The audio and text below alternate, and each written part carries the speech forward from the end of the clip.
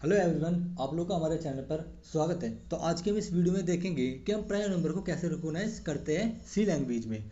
तो वीडियो को स्टार्ट करने से पहले अगर आप हमारे चैनल पर नए हो तो हमारे चैनल को सब्सक्राइब करें, वीडियो को लाइक करें और ज़्यादा से ज़्यादा शेयर करें और हमें ज़्यादा से ज़्यादा सपोर्ट करें। तो चलिए शुरू करते हैं। तो देखो, सबसे पहले हम अपनी हेडर फाइल को इंक्लूड करेंगे जो कि है stdio.h। stdio.h तो यहाँ पर हमने कर ली stdio.h। अब यहाँ पर इंट मेन के अंदर हम यहाँ पर एक नंबर डिक्लेयर करेंगे या फिर एक वेरिएबल डिक्लेयर करेंगे। वेरिएबल को हम डिक्लेयर करते हैं, उसमें नंबर को स्टोर करते हैं। हमने यहाँ पर var नाम का एक वेरिएबल क्या कर लिया, डिक्लेयर कर लिया। उसके बाद हम यूजर से क्या लेंगे, नंबर लेंगे। Print F enter the number. ठीक है, हमने यूजर से क्या लिया, नंबर लिया और स्कैनएफ के थ्रू हमने उसको स्टोर कराया। ये किस टाइप की वैल्यू है, इंटीजर टाइप की वैल्यू है, क्योंकि फॉर्मेट स्पेसिफायर है, हमको नंबर का टाइप बताता है। और हम एम्परसेंट ऑपरेटर के साथ इसको वार के एड्रेस पर जाकर के वार में स्टोर करा देंगे। ठीक है, अब होगा हमारा असली काम शुरू। अब देखो, हमें किसी भी नंबर को प्राइम शो करना है, यानी कि इसको हमें प्राइम रिकॉग्नाइज करना है कि वो प्राइम नंबर है या नहीं है। अभी बताइए, प्राइम नंबर होते कौन से हैं, प्राइम नंबर होते कौन से हैं? कमेंट बॉक्स में जरूर लिखिए। मैं आप लोगों को 10 सेकंड का टाइम देता हूँ।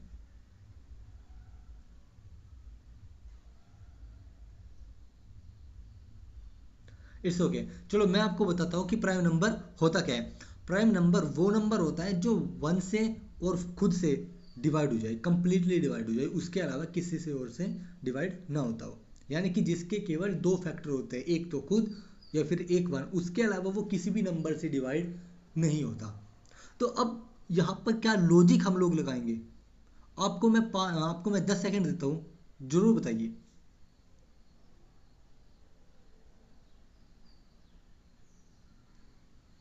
Then it's okay. चलो मैं बताता हूँ। देखो, हम यहाँ पर प्राइम नंबर को रिकॉग्नाइज कैसे करेंगे। देखो, मैं बता दूं, हम यहाँ पर क्या करेंगे, फैक्टर्स को देखेंगे कि यहाँ पर कौन कौन से फैक्टर है जो उसको डिवाइड कर सकते हैं कंप्लीटली।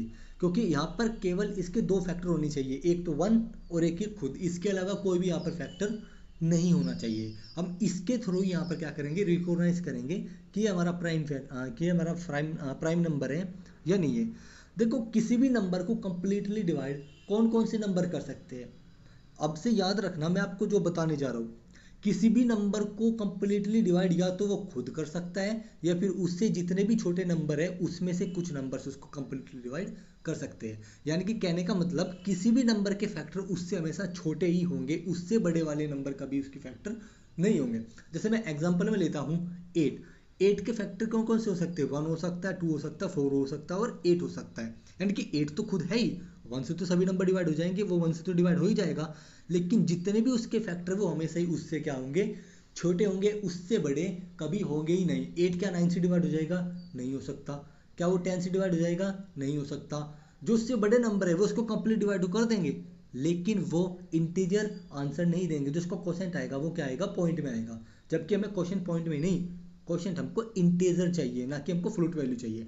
तो इसलिए अगर हमें किसी भी नंबर को कंप्लीटली डिवाइड करना है, उसके जितने भी छोटे नंबर होंगे उनमें से ही कोई ना कोई उसका फैक्टर होगा, उस नंबर से बड़ा उसका फैक्टर कभी हो ही नहीं सकता।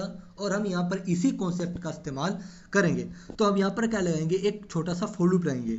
फॉर लूप, इसमें हम डिक्लेयर करेंगे एक iteration variable i equal to, हमने इसको किससे स्टार्ट किया, 2 से स्टार्ट किया। इसको हम 2 से स्टार्ट क्यों कर रहे हैं, क्योंकि अगर हम 1 से इसको स्टार्ट करेंगे तो 1 से तो हर एक नंबर डिवाइड हो ही जाएगा। क्योंकि हम यहाँ पर फॉर लूप के अंदर कंडीशन क्या लगाएंगे, हम चेक करके देखेंगे कि उसके जितने भी छोटे नंबर है, उससे जितने भी छोटे नंबर है, जिस नंबर को हम चेक करना चाहते हैं वार में स्टोर करके कि ये प्राइम नंबर है या नहीं, इससे जितने भी छोटे नंबर है क्या वो उसको कंप्लीटली डिवाइड करता है, या फिर इनमें से कौन ऐसा नंबर है जो उसको कंप्लीटली डिवाइड कर देगा। जो कंप्लीटली डिवाइड, इनमें से किसी भी नंबर ने इसको कंप्लीटली डिवाइड कर दिया, किसी भी एक ने, तो इसका मतलब ये हमारा प्राइम नंबर नहीं है। क्योंकि खुद के अलावा, इसके खुद के अलावा और भी फैक्टर है, 1 को इसको छोड़ करके इसके अलावा और भी फैक्टर हो जाएगा अगर इसमें से, इससे किसी भी छोटे नंबर ने इसको डिवाइड कर दिया।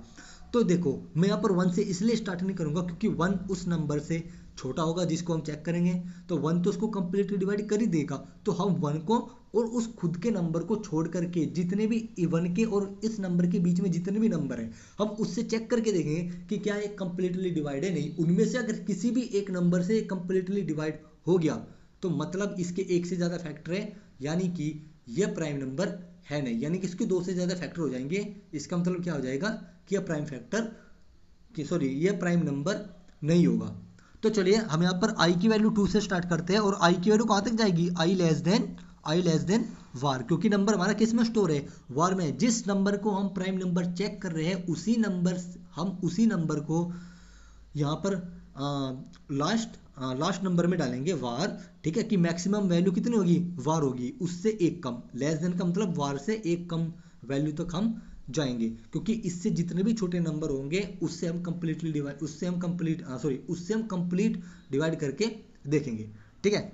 तो देखो यहाँ पर i प्लस प्लस कर देंगे क्योंकि एक आइटरेशन इंक्रीज होगा। इसके बाद हम यहाँ पर चेक करेंगे if var reminder by i equal to 0। Completely divide होने का मतलब क्या है कि अगर ये नंबर i से कंप्लीटली डिवाइड हो जाता है तो उसका रिमाइंडर क्या आ जाएगा, 0। अगर वार i से डिवाइड होने के बाद अगर इसका रिमाइंडर 0 आ रहा है तो हम यहाँ पर क्या करेंगे,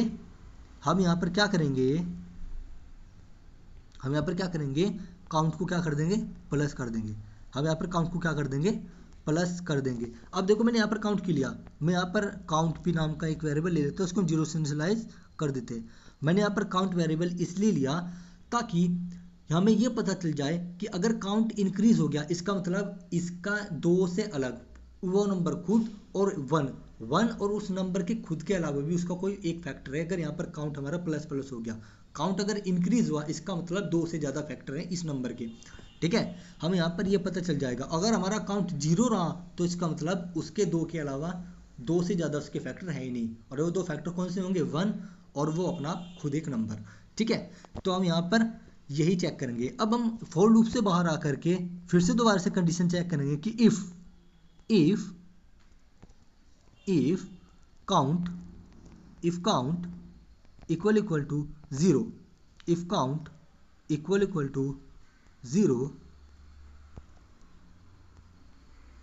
तो हम यहाँ पर क्या करेंगे, हम यहाँ पर लिखेंगे प्रिंट एफ यहाँ पर लिखेंगे प्रिंट एफ प्राइम नंबर। ये क्या हो जाएगा आपका प्राइम नंबर। अगर काउंट की वैल्यू इंक्रीज नहीं हुई तो इसका मतलब क्या है, ये हमारा प्राइम नंबर है, प्राइम नंबर है, ठीक है। अगर इसकी वैल्यू इंक्रीज होगी तो एल्स पार्ट में आकर के हम लिखेंगे, लिखेंगे print F not prime number, या फिर आप कॉम्पोजिट नंबर भी लिख सकते हो, इसका मतलब जिसके 2 से ज़्यादा फैक्टर हुए वो कॉम्पोजिट नंबर है और जिसके 2 फैक्टर हुए वो हमारा प्राइम नंबर है। अदरवाइज हम यहाँ पर लिखेंगे कॉम्पोजिट नंबर। अगर आप लोगों को कॉम्पोजिट नंबर का प्रोग्राम चाहिए तो वो भी यही है, बस यहाँ पर थोड़ा सा चेंज करना पड़ेगा, ठीक है। अदरवाइज हम यहाँ पर लिखेंगे कॉम्पोजिट नंबर, ठीक है। अगर यहाँ पर काउंट प्लस प्लस हो गया, ठीक है, तो इसका मतलब वो क्या हो जाएगा, आपका कॉम्पोजिट नंबर हो जाएगा। तो देखो मैं इसको रन करके दिखाता हूँ। देखो यहाँ पर काउंट इक्वल टू 0 है, तो यहाँ पर कुछ गड़बड़ दिखा रहा है, देखता हूँ क्या हुई मुझसे गलती। मैंने यहाँ पर इसको 0 से इनिशियलाइज कर दिया, तो मैं यहाँ पर इसको 0 से हटा रहा हूँ बस। अब देखो मैं यहाँ पर रन करके दिखाता हूँ फिर से। ओके, यहाँ पर कोमा आएगा, सॉरी, मैं इसको 0 से इनिशियलाइज कर देता हूँ, वो कोई इशू नहीं था। हम 0 से इसलिए करते ताकि कोई गार्बेज वैल्यू ये ना ले ले। तो हम यहाँ पर रन करते हैं, तो देखो मैं यहाँ पर नंबर डालता हूँ 5। जैसे मैंने 5 डाला तो उसने क्या दिखाया, प्राइम नंबर। क्या दिखाया, प्राइम नंबर। अब मैं यहाँ पर एक नंबर फिर से एंटर करता हूँ 9 को एंटर किया, इसका मतलब ये क्या हो गया, कॉम्पोजिट नंबर। इसका मतलब ये प्राइम नंबर नहीं है। आप चाहो तो यहाँ पर नोट प्राइम नंबर भी लिख सकते हो, नोट प्राइम नंबर,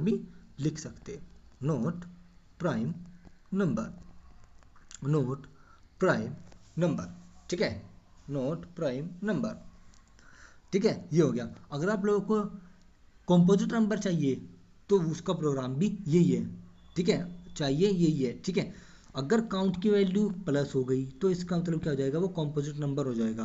तो कॉम्पोजिट नंबर और प्राइम नंबर का प्रोग्राम भी यही है। ठीक है, तो उम्मीद करूंगा कि आप लोगों को हमारा प्रोग्राम समझ में आया होगा। तो आप ज़्यादा से ज़्यादा वीडियो को लाइक कीजिए, शेयर कीजिए, हमारे चैनल को सब्सक्राइब करना ना भूलें और आप हमें अपना ज़्यादा से ज़्यादा सपोर्ट करें। तो चलिए चलते हैं। Thank you for watching video.